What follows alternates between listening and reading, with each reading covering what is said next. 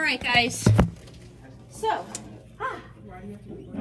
I'm in grad school, and they want me to record a little lesson, and then go back and listen to it and reflect on how I taught it. Yeah. All right. So, the pottery wheel.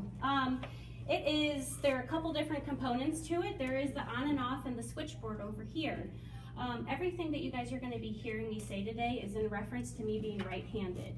The wheel spins counterclockwise for right-handed people. If there are any left-handed people in here, the wheel spins clockwise for you.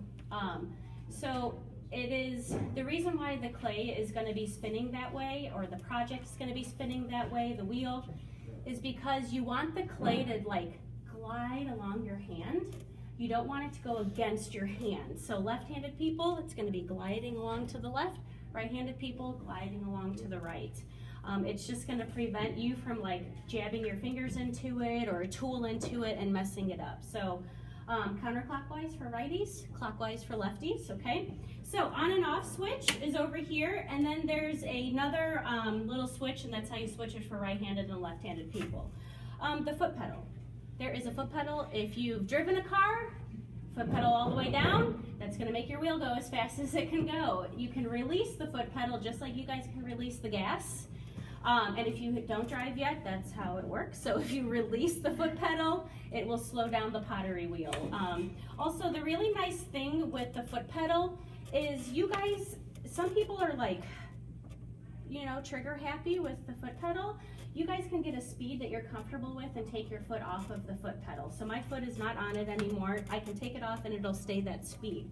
So all the way down as fast. You guys can adjust the speed, whatever the heck you're comfortable with. It's a slow process anyway, so whatever you guys want to do with the foot pedal speed is a little bit comfortable to you. Lots of water. I got my big bowl of water here. Got a sponge is going to help. I'm going to show you guys how to mess around with ribs on here. You guys are going to want a wood modeling tool, just like you've been using. You're going to want a needle tool, just like you've been using, and just kind of a new one. Maybe some of you use this with hollowing things out, but the wire tool. We need to separate our project from the wheel, and so it doesn't become a part of it forever and ever. So that is what the wire tool is for. All right, so you have a lovely table to keep all that stuff on. This is really great. This is going to catch all of the slop and water and everything. This is something you unconnect when you guys are done, and you guys will clean it out. It's really easy to disconnect, but this is going to catch it and prevent most stuff from getting on you. And then this is the wheel. The great thing about having pottery wheels in a classroom is I have these little nuts and bolts in here, and that's going to actually hold on a bat that you guys are going to get from the Batmobile. Zoe, will you do me the honor and hand me 2 of those bottom bats? Yeah. So that is the Batmobile. These are bats. It's okay if they're dirty. I'll clean them off. So the really nice thing about these guys is you guys keep your project on here. So you work on here, you work on here on the pottery wheel. You can take this off, put it in a bag, let it get leather hard. So it's like an extra little storage piece for you too. So holes, there's nuts and bolts down here. They just slide right over, and then your bat is on there. I wedged up my clay. I'm gonna paddle it into a ball. You guys are centering this into a perfect little ball of clay to where your hands aren't moving. And so more circular, spherical it is, the better. You don't want to throw a cube on there that's going to be a pain in the butt to center. So yes, your bat needs to be dry. Clay needs to be wedged, paddled into a ball, and you need to throw it into the center of this as best as you can. So you can hold it straight up from above and come down, one-handed, two-handed, whatever the heck you guys want to do. But if you go up to about your eyes or around your head and slam it down, that's really going to help it stick. So into the center as best as you can. If it's a little, not right in the middle, I'm going to show you guys how to center it anyways. All right, so this first one, I'm just going to show you guys a quick cylinder. That's where I'm getting the walls thinner, as thin as my thumb, and I'm just making a quick little cylinder. The next one, I'm going to go a little bit slower, show you how you can change it into a mug or a vase or a bowl, okay? All right, so elbows down, I am centering. So I'm keeping my elbows down. I am squeezing this ball of clay. As soon as the clay gets sticky, I get some water on it. So I'm just squeezing and hugging. Look at the placement of my hands, okay? Look at the placement of my elbows. Now, when your hands are moving like this on that ball of clay, your clay is not centered. Your clay is not centered until your hands don't move, until you can just hold your hands still on that ball of clay and they not move at all, okay? So as soon as you get that feeling, as soon as you feel that your hands are just gliding there, you can get some water on there, you can just hold your hands there and they're not moving, it's centered, okay? So I will go through that process slower this next time around. So it's centered. Now I have to open it. What do I do with this lump of clay? So I'm gonna hug it, left hand side, right hand side, hugging it. I'm gonna get my two thumbs together and I'm gonna eyeball the center. And I'm gonna slowly make a little crater with my thumbs. I'm keeping my thumbs together. I'm gonna get some water on that crater, keep my thumbs together, and I'm gonna open. I'm just gonna open this, and it is literally putting a hole into your project. I'm staying about ½ inch away from the bottom. If I put a hole all the way through to the bat, wouldn't be functional, right? It'd be just a tube you're making. So do it about ½ inch away. And I also kept my thumbs together the whole way down. So I was hugging, keeping my thumbs together and pushing my thumbs down into the bottom. If you guys don't keep your thumbs together, you're gonna get some weird like nipple thing, volcano thing that grows in the middle, and what are you gonna do with that extra clay in the middle? So keep your thumbs together. So opening is done. Literally I'm done. I have a hole in my project. So I'm gonna pull. I am right-handed. It is spinning counterclockwise. I'm working on the right-hand side of my project. It's more comfortable. It's better for your project if you're right-handed to work on the right-hand side of your clay. So lefties, your wheel's just gonna be spinning the other way. You're just right here. You're just right here on the left-hand side of your project, okay? So pulling is, you are pulling this clay up towards your face. And why you are pulling is to get the walls thinner, okay? This is like 3 times as thick as my thumb right now. So that clay has nowhere else to go but up, so I need to thin out my project by pulling it. So left-hand side on the inside for righties, right-hand side on the outside, and you guys are fingertips across from fingertips. And what you're doing is applying a little pressure. So I'm applying a little pressure with my left hand and my right hand, and I'm slowly guiding both hands up at the same time, my left and my right. As soon as I get up towards the lip, I slowly let go. So what I just did, I was started down at the bottom of my project. My left hand's on the inside, my right hand's on the outside. I applied a little pressure, and then I scooped that extra clay up towards my face, and then I gently let go, and I have to start over. You will not get this thin in one pull. It might take you 20 pulls, it might take you 30, it might take you 5. It just depends on how much you can scoop up without the clay project like collapsing on you. So I'm gonna do this over and over and over again until the walls are thin. So I'm applying a little pressure, and I'm scooping this up towards my face, and I'm slowly letting go when I get up towards the top. I'm gonna do that again. Fingertips across from fingertips, and I'm slowly pulling this clay up towards my face. Guys, notice where my elbows are?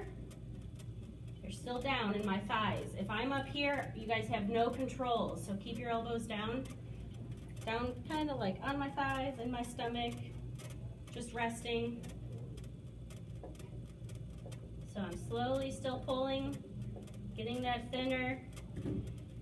This was only like 4 pulls. I have more clay. I can keep pulling. I can really test out that clay.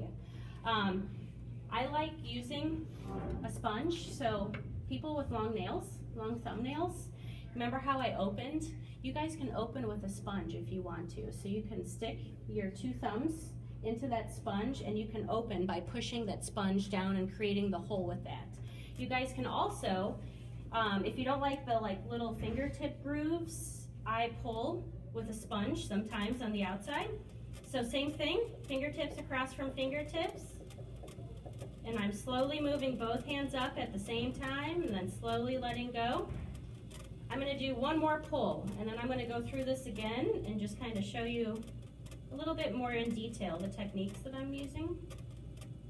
So slowly let go when I get up towards my face.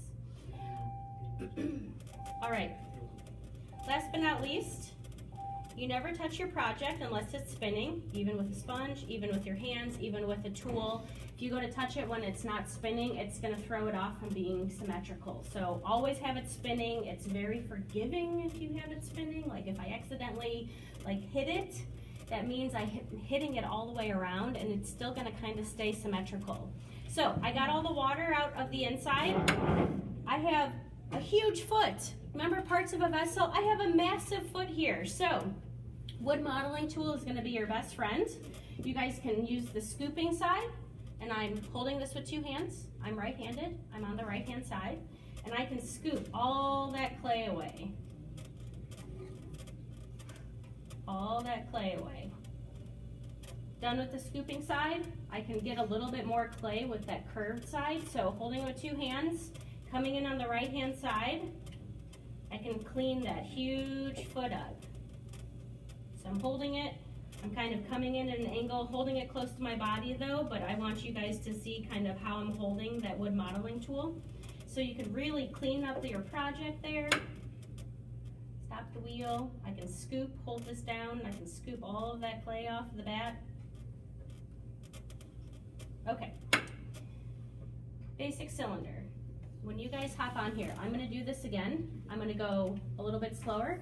I'm gonna describe to you a little bit more in detail what I did, and then I'm gonna show you how to change the shape of this. What if you want an area to be a little fat, like a little fatter and bulbous? What if you want an area to be a little tighter and kind of have like a little smaller opening? So I'm gonna show you guys how to do that next.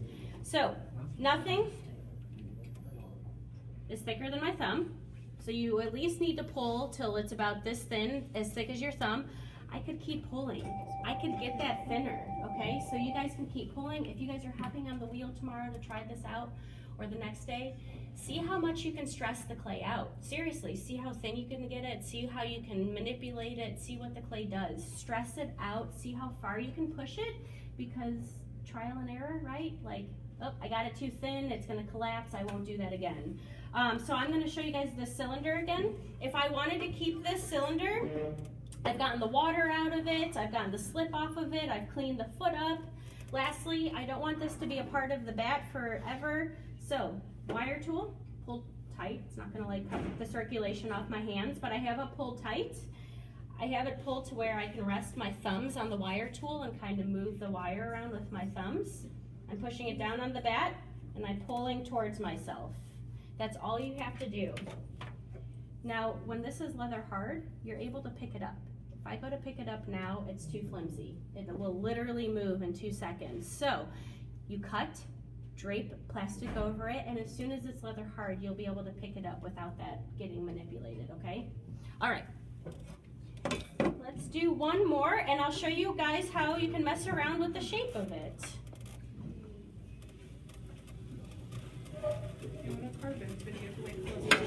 I totally would, because if I start carving, it's gonna collapse on itself. All right, so if